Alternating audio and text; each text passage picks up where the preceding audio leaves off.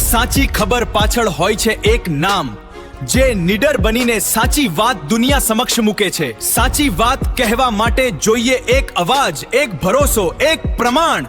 GJ દેશી news આપની સમસ્યાને આપે છે વાચા, આપના વિશ્વાસને બનાવે છે વધુ મજબૂત। આ ફક્ત ન્યૂઝ નથી, આ છે સમાજ પ્રત્યેની જવાબદારી। હવે સમય છે આપનો અવાજ સરકાર સુધી પહોંચાડવાનો। જીજે દેશી ન્યૂઝ તમારી સમસ્યાને આપશે અવાજ। તાપી જિલ્લામાં સ્થાનિક સ્વરાજની ચૂંટણી વચ્ચે વહીવટીતંત્રની ગંભીર બેદરકારી સામે આવી છે। સોનગઢ અને ઉકાઈમાં કાળઝાળ ગરમીમાં ફરજ બજાવતા કર્મચારીઓને સમયસર અને ગુણવત્તાયુક્ત ભોજન ન મળતા ભારે રોષ જોવા મળી રહ્યો છે। સ્થાનિક સ્વરાજની ચૂંટણી 2026 સોનગઢ ઉકાઈમાં વહીવટીતંત્રની ગંભીર બેદરકારીનો આક્ષેપ। તાપી જિલ્લા હેઠળ સોનગઢ અને ઉકાઈ તાલુકામાં સ્થાનિક સ્વરાજની ચૂંટણી દરમિયાન વહીવટીતંત્રની ગંભીર બેદરકારી સામે આવી હોવાના આક્ષેપો ઉઠ્યા છે। ધોમધોકતા તાપમાં ફરજ બજાવતા કર્મચારીઓ, અધિકારીઓ અને પોલીસ જવાનોને પૂરતું અને સમયસર જમવાનું ન મળતા ભારે રોષ ફેલાયો છે। સોનગઢમાં અંદાજે 400થી વધુ કર્મચારીઓ જમવાના અભાવે લાંબા સમયથી ભૂખ્યા રહેવા મજબૂર બન્યા હતા। ચૂંટણી જેવી અગત્યની કામગીરી દરમિયાન આ પ્રકારની અવ્યવસ્થા સામે કર્મચારીઓમાં નારાજગી જોવા મળી હતી, જ્યારે ઉકાઈ તાલુકામાં પૂરા પાડવામાં આવેલા જમવાના ગુણવત્તાને ગંભીર પ્રશ્નો ઉઠ્યા હતા। જમવાનું નીચી કક્ષાનું હોવાનું જણાતા ચૂંટણી અધિકારીઓએ તે પાછું મોકલી દીધું હતું। ત્યારબાદ મતદાન મથક ઉપર પહોંચ્યા પછી જમવાનું આપવામાં આવે તે તાત્કાલિક વ્યવસ્થા કરવામાં આવી હતી, પરંતુ શરૂઆતની ગેરવ્યવસ્થાને કર્મચારીઓને મુશ્કેલીમાં મૂકી દીધા હતા।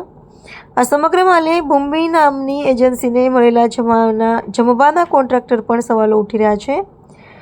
અનેક સ્થળોએ ચર્ચા ચાલી રહી છે કે શું આ એજન્સી કોઈ રાજકીય નેતાની માનીતી છે, જો કે આ બાબતે સત્તાવાર રીતે કોઈ પુષ્ટિ થઈ નથી। વિશેષ વાત એ છે કે ચૂંટણી પહેલાં જ પ્રેસ કોન્ફરન્સ બધું સબ સલામત છે એવા દાવા કરવામાં આવ્યા હતા, પરંતુ હકીકતમાં મેદાન પર દેખાયેલી પરિસ્થિતિએ દાવોને પડકારતી નજરે પડી છે। હવે સૌથી મોટો પ્રશ્ન એ ઊભો થયો છે કે આ તાપમાં ભૂખ્યા રહી ફરજ બજાવતા કોઈ કર્મચારી બીમાર પડ્યા હોય તો તેની જવાબદારી કોણ લેશે? આ ઘટનાએ ચૂંટણી વ્યવસ્થાની તૈયારી અને વહીવટીતંત્રની કાર્ય પદ્ધતિ પર ગંભીર સવાલો ઊભા કર્યા છે। સ્થાનિક સ્તરે તપાસ અને જવાબદારી નક્કી કરવાની માંગ ઉઠી રહી છે। હાલ સ્થાનિક સ્વરાજની ચૂંટણી 2026નો આગાજ થઈ ગયો છે। આજે સોનગઢ કોલેજ ખાતેથી ઉમેદવારોનું ભાવિ નક્કી થાય તે માટે ઈવીએમ મશીનો અહીંથી નીકળી રહ્યા છે। અધિકારીઓ, પ્રિસાઇડિંગ ઓફિસરો, શિક્ષકોની સાથે પોલીસ તંત્ર પણ સાથે અહીંથી બસો ભરીને જે તે મતદાન કેન્દ્રો છે ત્યાં પહોંચે છે। એમના માટેની જે જમવાની વ્યવસ્થા છે, શરૂઆતથી જ જમવાની જે વાત છે એમાં વિવાદ ચાલતો હતો, કારણ કે જમવાનું ખૂબ મોડું પહોંચ્યું ને જમવાનું પહોંચ્યું ત્યારે જમવાનું ખૂટી પડ્યું। અંદાજિત 300થી 400 લોકો જમવાના બાકી રહી ગયા છે। સાથે પીવાના પાણીની વ્યવસ્થા પણ પૂરતી નથી। આપણે સીધા રસોઈયા સાથે વાત કરવાની કોશિશ કરીશું। રસોઈયા અહીંથી નીકળી ચૂક્યા છે, પણ ક્યાંક ને ક્યાંક જમવાનું ખૂટી પડ્યું છે એવા આક્ષેપો થયા છે। અહીં હું વિનંતી કરીશ કેમેરામેનને અહીંયા બતાવે કે ભાતનું જે આ છે એ ખાલી થઈ ચૂક્યું છે, ને અહીંયા એ પણ આક્ષેપ થયા કે ભાત કાચા હતા। તો ક્યાંક ને ક્યાંક જમવાની જે વ્યવસ્થા છે એમાં વિવાદ થયો છે અને ઘણા લોકો અહીંયા જોડાયા છે। આપણે કોઈ સાથે વાત કરવાની કોશિશ કરીશું। આપનું નામ? ઉમેશભાઈ। ઉમેશભાઈ, આપ ક્યાંથી આવો છો? અમે દમોડી સ્કૂલમાંથી આવો છો। અને શું ઘટના ને શું અહીંયા જમવાનું તમે જમી શક્યા ખરા પૂરતું? ના, અમે જમ્યા, અમારા લાઈનમાં ઊભા હતા, અમારા અડધા સ્ટાફને જમવા મૂક્યા ને અમે પછી પાછળથી આવ્યા। જ્યારે અમે અહીંયા પહોંચ્યા ત્યારે લાઈન હતી ને જોયું અમારો વારા આવે એના પહેલાં તો ડીશો પણ પૂરી થઈ જાય ને ખાવાનું પણ પૂરું થઈ ગયું। તમે આ જોઈ શકો, બધા તપેલી ખાલી પડી જાય। પછી અડધા લોકો બાકી હતા, એમને થોડી દાળ પીને સમય પસાર કર્યો। અમે થોડી છાશ મળી, થોડી છાશ પીધી ને અમે જમવા વગર બાકી છે। ઘણા બધા 400 લોકો જેવા બાકી છે જમવા માટે।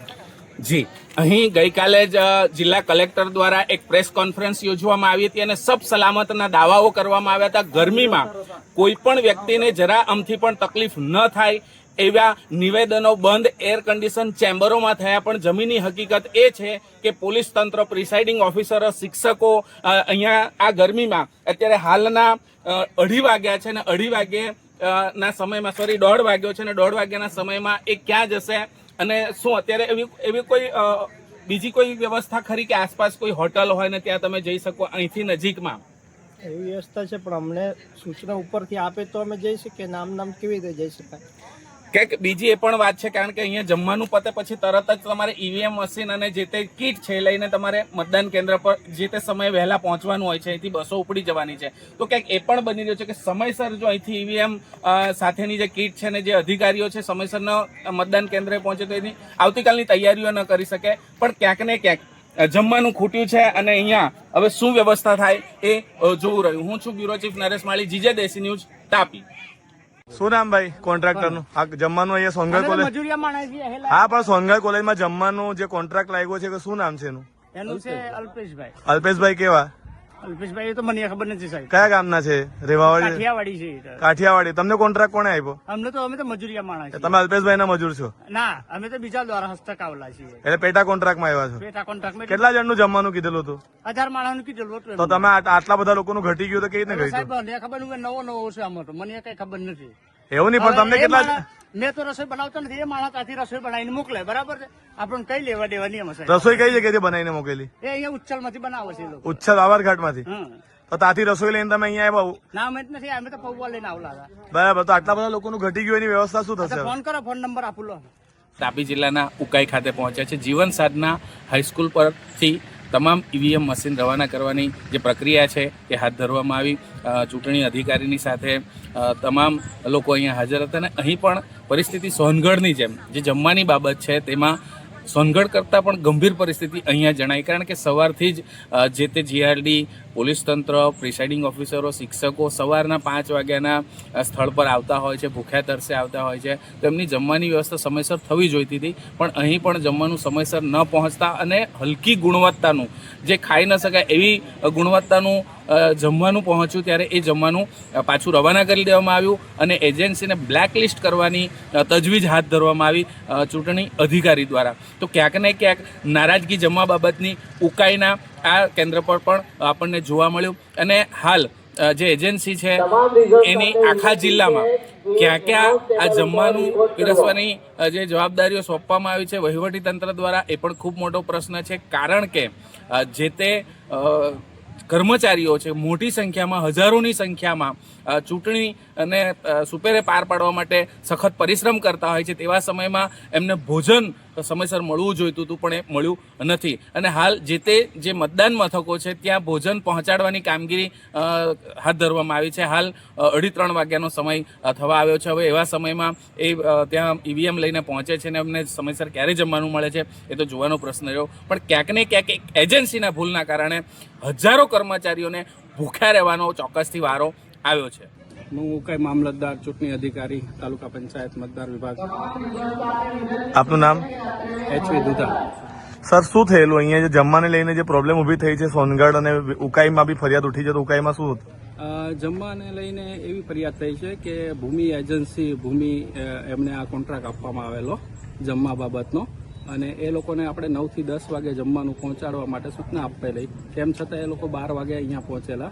એટલે આપણે 12 વાગે એટલે ઘણો સમય થઈ ગયો હોય, તડકાનો સમય હોય, એટલે આ લોકોને અને જમવાનું પણ એવું ખુલ્લામાં લઈને આવેલા, લેટ આવેલા.